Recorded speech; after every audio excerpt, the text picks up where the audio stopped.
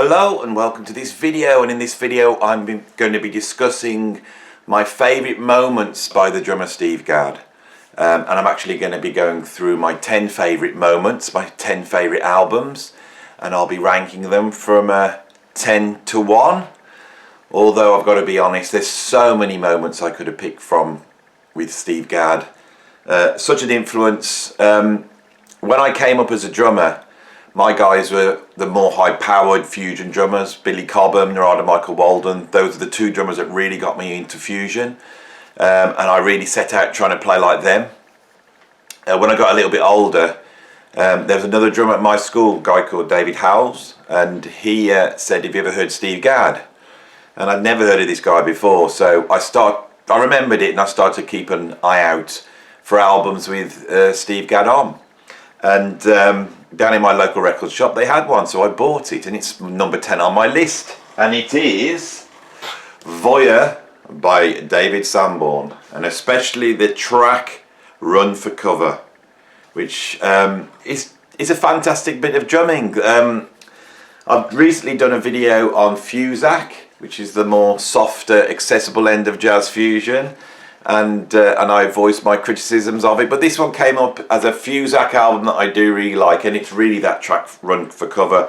Marcus Miller's beautiful bass lines, really catchy hooks, and then Steve Gadd's really controlled drumming, funky, beautiful sounding, everything in the right place. This was a thing that Gadd represented to me when I first heard him. It didn't knock me out like Cobham or Narada, right? Or Alphonse or Tony Smith. It didn't knock me out like those guys. It was a different thing. It was all about control and groove and space, and that's what I heard on this album, and I liked it. It didn't blow me away, but as time has gone on, I really have come to appreciate his performance on here, right? So I started to look for other albums that he was on, and I found out that he was on all sorts of different things, from mainstream pop music all the way through to heavy jazz. As I got into Gadd, I started to try and copy some of the stuff he was doing, and I found it next to impossible to work out what was going on. As time went on, I would unpack some of the things he was doing. So for example, I realised he was using a lot of linear patterns, or he was creating patterns where he was playing open-handed, and that was a big thing for me. When I realised that some of the tracks were open-handed, I suddenly realised that his real genius was his creativity in the way that he approached the drums. And I started transcribing a lot of his patterns. I'm very influenced by drummers like Narada Michael Walden and Billy Cobham. Very influenced. But the one drummer I transcribed and learnt licks by was Gadd. And the reason why, because I could see a creativity and a real innovative approach to the way he would create grooves, and that stayed with me for the rest of my life. A real influence. One of the tracks that was, or one of the drum parts that was one of those tracks that completely baffled me until I worked out how to play it, was this at number 9. It's this album, Still Crazy After All These Years by Paul Simon. Not necessarily a fusion album, but of course on here we have the incredibly famous 50 Ways to Leave Your Lover, which I eventually worked out. Gadd is a genius like Ringo Starr. I've done a video recently on Ringo Starr. They both have the same quality, is that they can create signature drum parts. These are drum parts where you can recognise the tune just by playing the drum part. 50 Ways to Leave Your Lover is perhaps the greatest example of that. As soon as that sort of military-esque drum beat starts up, you know what the tune is. But there's so many other incredible moments by Gadd on here. If you're a drummer that's listening to fusion and you're into all the high-powered stuff, and then you want to hear how to take those things and play for the song, play what's required, then this is an essential album. It's partly because Paul Simon's songs are so incredible on here. This is one of my favourite albums. Still Crazy After All These Years, absolutely beautiful. That Michael Brecker break and the Gadd's playing on here. So many brilliant stuff on here. Gone at Last, incredible drumming from Gadd, almost like a sort of gospel, beats. There's some just brilliant drumming. So yeah, if you're going to get into Gadd, you have to get into the real focused playing for the song stuff, like the David Sanborn and the Paul Simon, but you also need to get into the heavy stuff as well. And at number 7, I have this album, School Days. This is an essential fusion classic. For drummers, it's a feast because we've got Jerry Brown on here, we've got Billy Cobham on here, we've got Steve Gadd on here. They're the 3 drummers. This was one of the albums that I got early on where I listened to it and thought, what is Gadd doing? And it was the track Quiet Afternoon, which is actually a very, as it says, a quiet afternoon. That's what it portrays. And Gadd comes in really relaxed, and you think, oh, this is really nice, it feels beautiful. And then he starts to seem to be layering up voice on top of voice on top of voice. He adds a ride cymbal in, then he adds a tom, then he adds a little snare drum rolls. And these things seem to just be added on, almost like they're being overdubbed in. An incredible performance by Steve on this, absolutely incredible. And this made me realise that Steve Gadd was also playing on some heavy fusion albums. This is a very early album I got on, and this is the album I really realised what he could do. He's done some incredibly famous drum beats, without a doubt. You know, the drummers to this day will be trying to learn. But Gadd also is in that very small group of drummers that have created very famous drum solos within tracks. And this is possibly one of the greatest drum solos within what is essentially a pop record ever. And that's, of course, his performance on this album, Asia. And on the title track, Asia, he is absolutely incredible. Now, the story goes, when he turned up the studio, he went in, he wasn't supposed to do a solo, but he just went for it, and they said, what's the matter? And he goes, I don't know, I was just feeling it, and he went for it, which sort of goes against all that sort of stuff we hear about Steely Dan, that it was all about perfectionism. I don't think it was about perfectionism with Steely Dan. I think they were waiting for a performance to happen, they were waiting for something to happen. And I think Gadd went in and did this on the first and second take. It's one of the greatest drum solos of all time. I actually transcribed some of it, and he plays a lot of what are based on like triplets, sort of right, left, foot, which is a pattern I was aware of because drummers like John Bonham and Ian Pace and Jim and Jamaica played that pattern, but they do it rolling around the toms.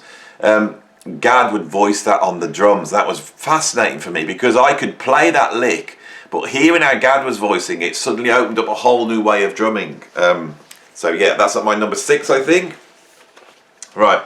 By far, for me, the greatest collaborator he ever had in music was Chick Corea. So there's a lot of Chick Corea albums here, and this is the first one. This album features a lot of tracks that are almost just like Chick and Steve in the studio, and Steve just really lets loose. It's classic Gadd. I think it's 1976, he's at the height of his powers. There's some burning complex stuff on here, and it also shows Gadd's ability to play Latin grooves and almost like Spanish grooves, but that influence is so important. Gadd would play Latin American music unlike anybody else. The same when he swings. When Gadd swings, it's unlike anybody else. This is an essential album for Gadd fans, and it's one of Chick Corea's great albums, and I haven't talked about it that much on here. The lineup's incredible. Chick Corea, Steve Gadd, Stanley Clarke, John Ponty, Don Elias, Gail Moran. And it features the incredible Narada Michael Walden on here. He makes an appearance, hand clapping, on the absolutely brilliant Armando's Rumba. This is different to some of the mid to late 70s fusion albums by Chick Corea. It's actually very minimal. It's epic, but it's minimal at the same time. And it really explores the Spanish side of Chick Corea's creativity. Right, so now this here is representing a whole ton of albums by this guy, Aldi Meola. I pulled out Elegant Gypsy, I nearly pulled out Tour de Force Live, and I nearly pulled out Casino, but I thought I've got to represent Gadd playing with Aldi Meola. Now these albums, and I've talked about them elsewhere, these are heavy albums. They're almost like heavy metal albums. These albums are actually very influential on heavy metal. This is brutal stuff. This is the roots of a lot of technical metal drumming, We don't associate that with Gadd, but Gadd plays his part on here, and this is some incredible playing. I've spoken so much about these albums now, I don't want to go into great depth, but yeah, if you're a Gadd fan and you're used to sort of the funky playing for the song, laid back stuff, go and check him out on here. It's quite incredible. Let's just have a look at the albums, the tracks he's on, which it won't tell me actually here. I'd have to do it by ear, but I think it's for me it's the Elegant Gypsy Suite is absolutely incredible. And also check out that on Tour de Force Live, because Steve Gadd's drums are even heavier on that. The way they've mixed it is almost like heavy metal drums. It's quite incredible. Right, here's an appearance again by Stanley Clarke. Gadd's performance on School Days is pretty incredible, but it's even more incredible here. This is another brutal album. It's got some of the incredible linear funk stuff he does on Silly Putty, but it's his drumming on Concerto for Jazz Rock Orchestra, which is absolutely burning. And there's one point on there where he does this little fill. You got to go and listen out for it. He plays the hi-hat like eighth note, fast eighth notes, and he drags with his left hand in between, like this, just round. It's relatively simple, but nobody could ever play it like Gadd plays it. No one can get that sound. I can play it, but I can't sound like Gadd. His precision on the snare drum is absolutely incredible. He had a way of playing sort of rudimental snare drum corps, and a way of applying that on the kit, which is absolutely fascinating. But with a lot of drummers that transfer to drum corps to drumming, who then play a lot of snare drum movements and sort of play out from the snare around the kit, Gadd is a genius of applying that onto the drum kit in interesting ways. I really think that the secret of drumming is understanding how to voice stuff on the kit and how to come up with interesting voicings.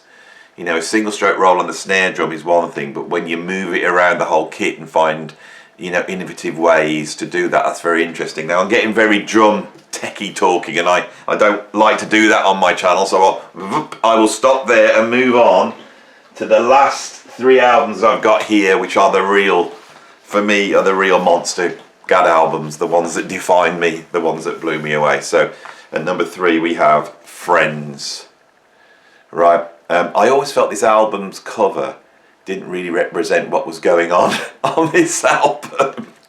In fact, I can remember nearly not buying this album when I saw it. I'd read about it, and I'd read about Gadd's performance on here, and it sounded incredible, and I went and found it, and when I saw that, I nearly didn't buy it.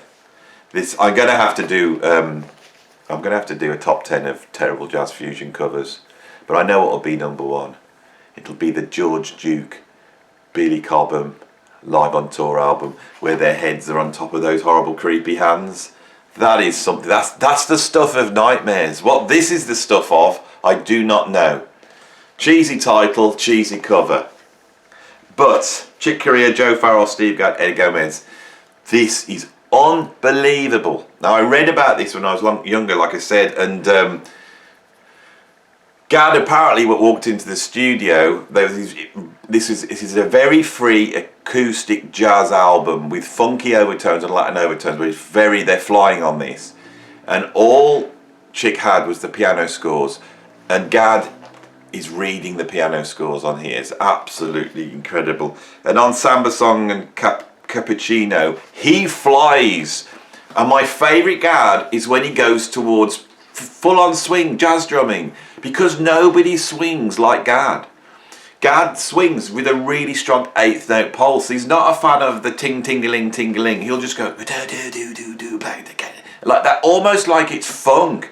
And that was another light bulb moment for me, was hearing Gadd do that and realising that you can approach the funk and rock and jazz all in the same way. It's all about swing, and it's all about feeling that swing. It's not about the licks. But his playing on here is absolutely incredible. Right, now,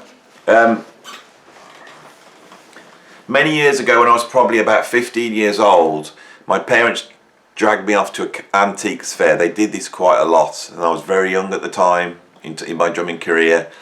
only just getting into fusion and jazz, just discovered the Mahavishnu Orchestra. And I was walking around this antiques fair, and one of the stalls happened to have a box of records in, so I went thumbing through, and for like 50p or something, they had this album. So I bought it. I knew who Chick Corea was, so I bought it and took it home. This, for me, was the game changer, right? And when I put this on, Gadd absolutely blew me away. I knew who he was, but this is really where he then elevated to being, oh my God, this is Steve Gadd, I get it, this is something else. And it's the track Night Sprite especially, I've spoken about this before, but I also think his comping on the track Leprechaun's Dream on side 2 is some of the best comping behind solos that anyone's ever done. But there's like a little ballad track called Lenore. It's got some funky bits in it, but very relaxed. So when I got the album, I thought, well, I'll learn that. And there was no way I could play this. I couldn't work out how he was playing it. Later on, Rhythm Magazine put a transcription of this track up, and I realised he was playing it open-handed, you know. And this was an incredible moment. It was a rudiment that I knew. It was an inverted paradiddle, simply played open-handed. And when I got that, that changed my thinking about drumming, and being able to unlock something so complex, and to be able to see Gadd's creativity at voicing. This is all about voicing with Gadd. This is the thing, and I may do a video where I get on the kit and actually explain about this. But this is an incredible album. It's quite a strange album. It's like a concept album about fairies, right? Which, as you can see, is a thing in itself. Let's have a look at the back here, you know. So yeah, it's a concept album about fairy folk, and it is very twee. But for me, that's part of the thing that makes it so wonderful, because when they start playing so heavy as they do, because there's some heavy playing on here, it contrasts with that tweeness in such an interesting way. I've talked about this album so many times. So this was the album for me, and when I pulled it out, I thought, well, there's my number one. But I have to give credit to this one. 3 quartets. That's my number one Gadd album. Alright. He's at his most brutal and sensitive. He does incredible solos, incredible comping. He's got jazz, funk, brushes, everything is on this album. You know, when Chick Corea died and Rick Beato went on and sort of did an improvised sort of tribute to Chick, he put on the first track on here, which is Quartet number 1, because it is one of Chick's greatest moments as well, and it's one of Michael Brecker's greatest moments, and one of Gadd's greatest moments, and one of Eddie Gomez's greatest moments. This is one of the greatest albums ever made. Here it is at number 1. If you're only going to go and get one Gadd album, go and get this. But you can't only get one Gadd album, because this won't tell you anything, because you won't hear him play with Paul Simon, you won't hear him playing with Steely Dan, you won't hear him grooving with Stanley Clarke's funky bass lines, you won't hear him rocking out with the shredding of Aldo Meola. You won't get all that. And that's the thing with Gadd, is he can do anything. This is what we always feel. He can do anything with a style, which is Steve Gadd. So anyway, that has been my 10 favourite moments by Steve Gadd, ranked.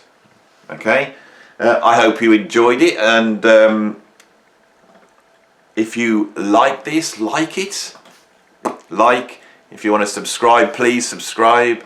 You know, I do tons of these. I do at least 3 videos every week. So if you like this stuff, please subscribe, because there's going to be more coming your way, and you're only going to miss out on getting people saying on the comments, you know, oh, you should do a video on Alan Holdsworth, and you should do a video on this, and I'll go, oh, I've done it, it's there. There's 150 videos out, so there's a lot to get through. So please subscribe, and if you like this and you want to go deeper into this and expand it and go further out in a place where I can say stuff that I can't say on here, where I can really get heavily into my opinions, then please join Patreon. It's in the link below. So that's been my video on Steve Gadd. Absolutely brilliant. It's the 23rd of April. It's St George's Day. It's Narada Michael Walden's birthday. Happy birthday, Narada. I put up a video on your birthday. I'm filming this on 23rd. This is probably going to come out later, but I put up a video of me struggling my way through the incredible Cosmic Strut, another one of the greatest drum performances of all time. And I really want to just thank Narada for coming on this channel and really, you know, supporting what we're doing, because it's when I say we, I mean me and you, the watchers, because there wouldn't be anything if it wasn't your passion for this music and your belief in how important it is and how it needs to be discussed and stored and saved for future reference so people don't forget. If it wasn't for you, we wouldn't be here doing this. So that's my big chat. Thank you to Narada, thank you to all the viewers that are now watching this channel and all that bit. So if you like it, go and tell your friends, and I'm going to go now. And I'll see you in on the next video. Thank you very much, and bye.